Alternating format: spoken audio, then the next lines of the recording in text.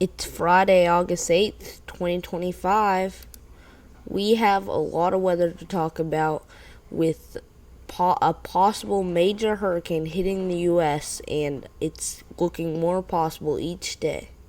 And we also have a lot of severe weather to talk about, too, and flooding and some other stuff.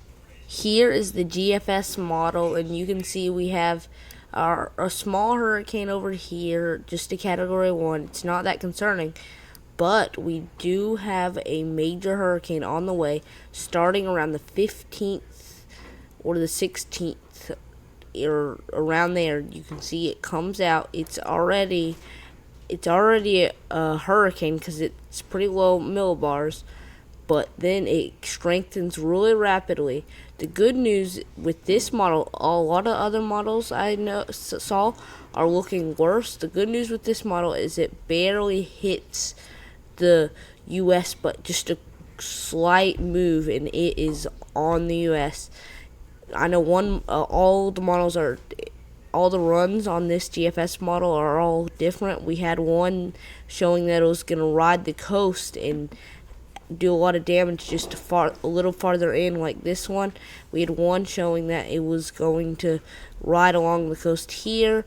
One run was showing it hitting directly on Louisiana. It was 930 millibars. That's really low. This is the European model, and this one shows around August 23rd we have a major hurricane making landfall, maybe in Maine or riding the coast all the way up there, so we could have some damage with that.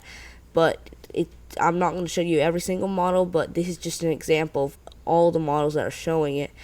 Now I'm going to talk about the severe weather for today, but I want to say that this hurricane deal is like very crazy. The Atlantic is right now exploding with tropical systems. So a lot of models, even the Ensemble models, are showing this hurricane system. Some do show it not hit landfall.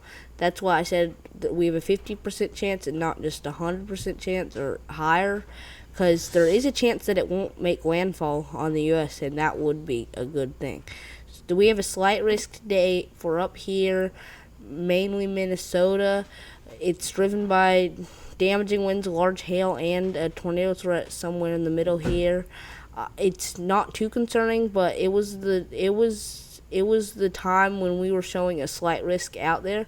We did have an enhanced risk for here yesterday or the day before it was showing, but they downgraded it to only a slight risk. So it's looking a little better for today, but it's still concerning we have a tornado threat, we have a damaging wind threat, and a large hail threat. So just be prepared for today.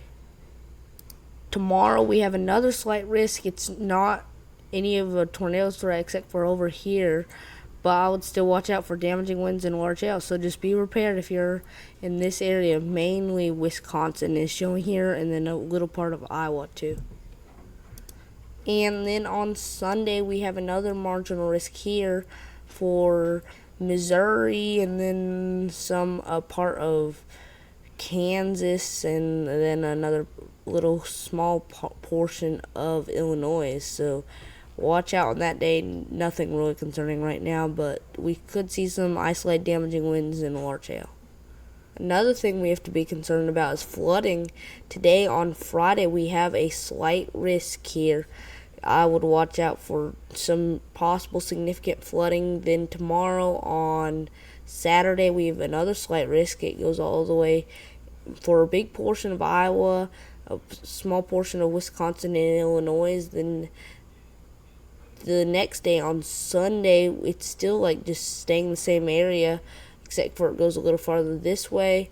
And then the next day it's still staying in the same place, but a marginal risk this time, and it's a little bigger, but not much.